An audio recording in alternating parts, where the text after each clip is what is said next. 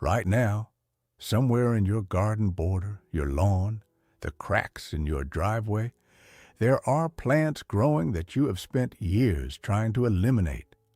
What if I told you some of those plants are more nutritious than anything you planted on purpose? Not a little more. More omega-3 than a vegetable bred for it. More calcium than the leafy green you specifically chose for calcium. More of nearly everything than the seeds you paid for. This isn't a fringe idea. It's measured, published, and sitting in your compost pile right now. Here's why it's true. A weed isn't a category of plant. It's a judgment. A plant earns that label the moment it grows somewhere a person didn't intend. Nothing about its nutrition or its usefulness factors in. And there's a reason the uninvited ones tend to win on nutrition.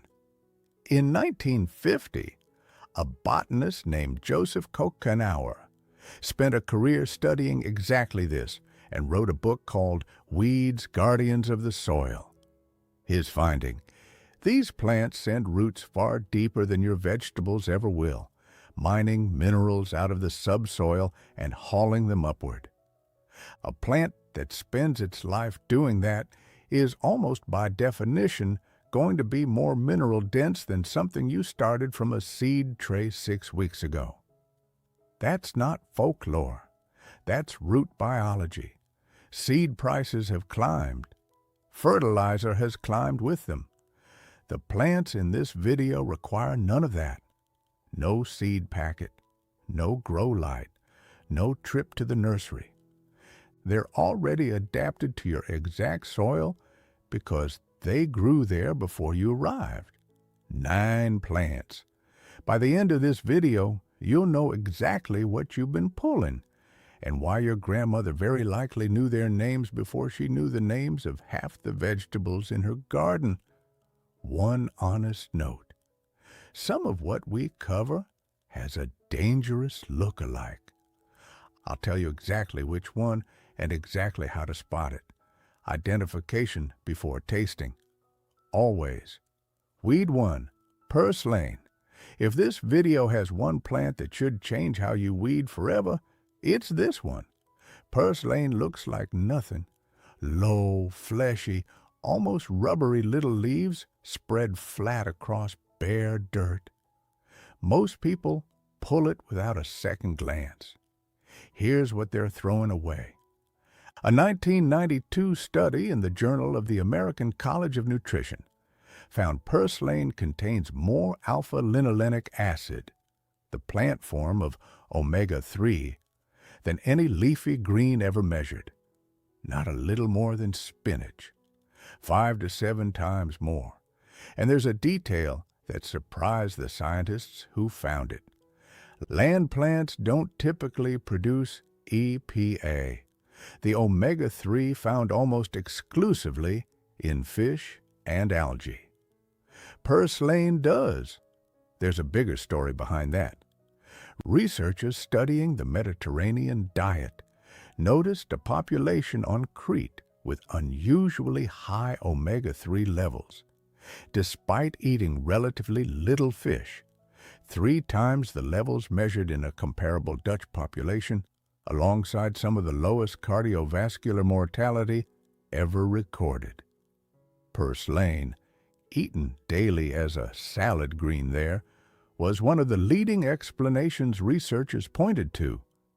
You've been weeding out one of the most omega-3 dense plants on the planet and replacing it with lettuce. The flavor is mild and slightly lemony with a satisfying crunch. Good raw in a salad or sautéed briefly like spinach, it's already growing in your garden right now, whether you planted it or not. One identification note: purslane has a toxic look-alike called spurge, which grows in a similar low-mat. Spurge has a milky sap when the stem is broken. Purslane does not. Check for sap before you harvest every time. Weed 2, lambsquarters. If purslane is the omega-3 story, lambsquarters is the calcium story. This is the plant that shows up uninvited in nearly every vegetable garden in North America, usually growing taller and faster than whatever you actually planted next to it. Dusty-looking leaves, upright stem, dismissed as a weak weed worth nothing.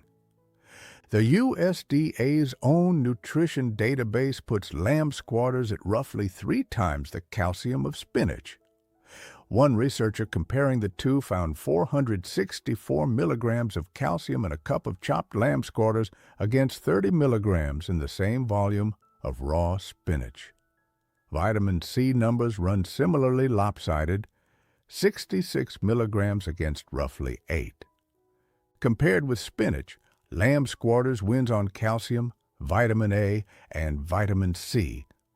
Spinach edges ahead on iron, folate, and magnesium. Neither plant wins everything, but for the plant you've been pulling for free, that's a remarkably close fight against the green you specifically chose and paid for. It tastes almost exactly like spinach, slightly milder, without the mouth-drying quality spinach sometimes has. Anywhere a recipe calls for spinach, lambsquarters does the job, and it costs you nothing. The plant has another name worth knowing, fat hen, a callback to the era when it was deliberately grown as livestock feed for exactly this nutrient density. One honest caveat, and it applies to several plants in this video. Lambsquarters readily absorbs nitrates from heavily fertilized soil. Don't harvest it from agricultural field edges or roadsides. Your own garden bed is fine. Weed 3. Chickweed. Chickweed is the first thing to show up in early spring, often before your planted garden has produced anything at all. It's a low, spreading mat with tiny white star-shaped flowers, and most gardeners treat it as a nuisance because it spreads fast enough to choke out young seedlings if left alone. But it's been used as a salad and pot green for centuries, and the nutrition holds up. Chickweed carries vitamins A, C, and D, along with a meaningful spread of B vitamins, plus iron, calcium, and potassium. Mild, slightly grassy taste, closer to a delicate lettuce than anything bitter. It can be tossed raw into a salad, cooked briefly like spinach, or, and this is the use that surprises people, turned into a pesto.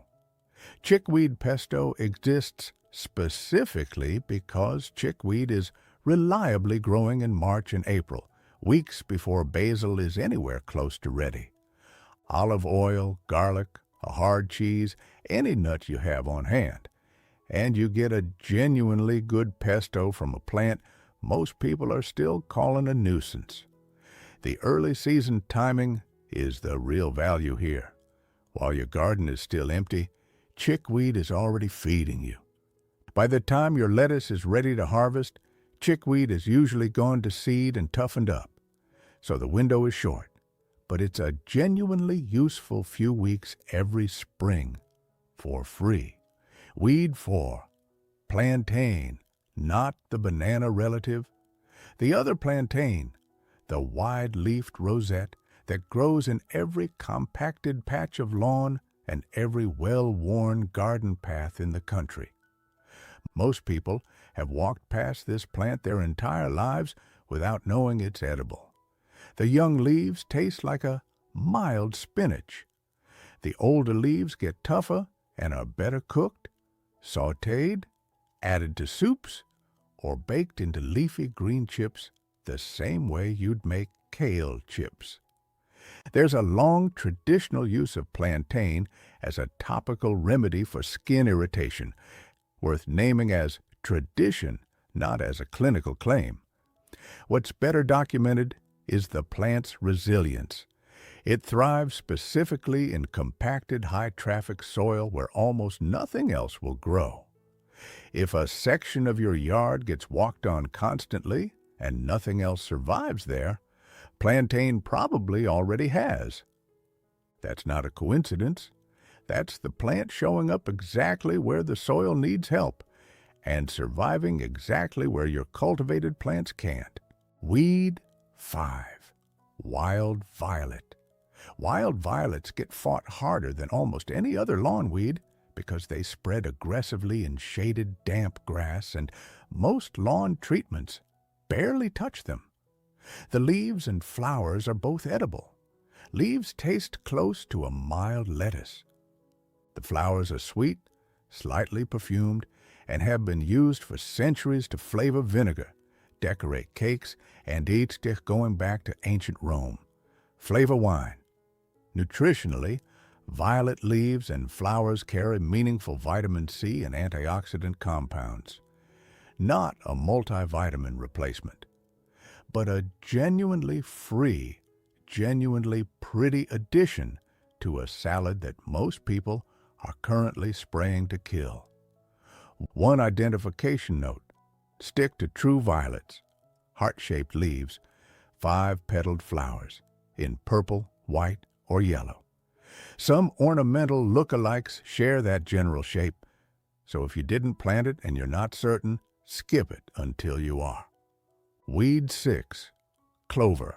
Clover gets pulled, sprayed, and seeded out of lawns more aggressively than almost anything else on this list because lawn culture decided decades ago that a lawn should be one species of grass and nothing else. That decision costs gardeners more than they realize. Clover is a nitrogen fixer. It pulls nitrogen from the air and deposits it into the soil, feeding the grass around it for free. It's also edible.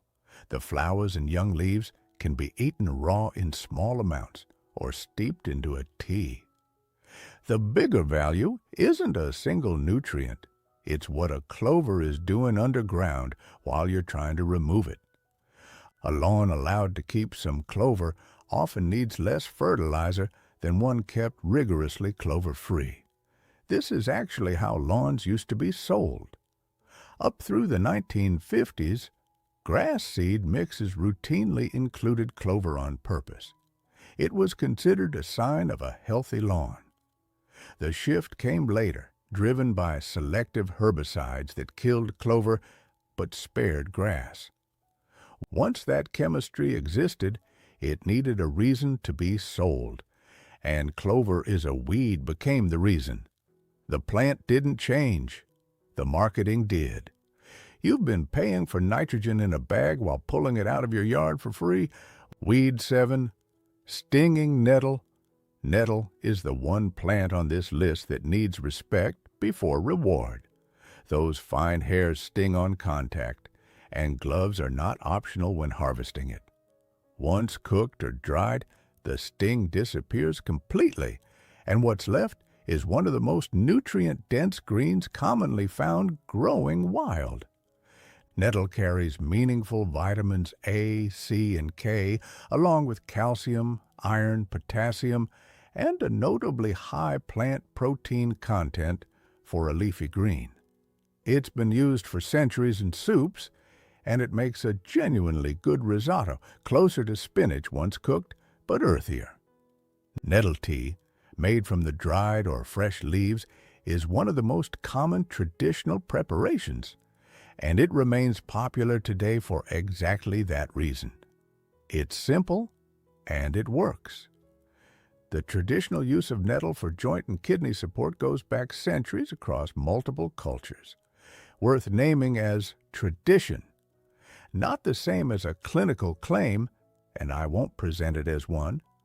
What's not in dispute is the nutrient profile, and that alone makes the sting worth the gloves. A practical note: cooking, drying, or even firmly bruising the leaves deactivates the sting almost completely. Most people who try nettle soup for the first time are surprised there's no trace of the discomfort they were braced for. Weed 8. Amaranth. Pigweed. If you've grown a vegetable garden in North America, you've pulled this plant. Amaranth, often called pigweed in its wild form, grows fast, grows tall, and competes aggressively with whatever you actually planted. What most gardeners don't know is that they're pulling a relative of one of the most celebrated ancient grains on earth. Amaranth was a staple crop for the Aztec and Inca empires, grown alongside corn and beans as one of the foundational crops of Mesoamerican agriculture.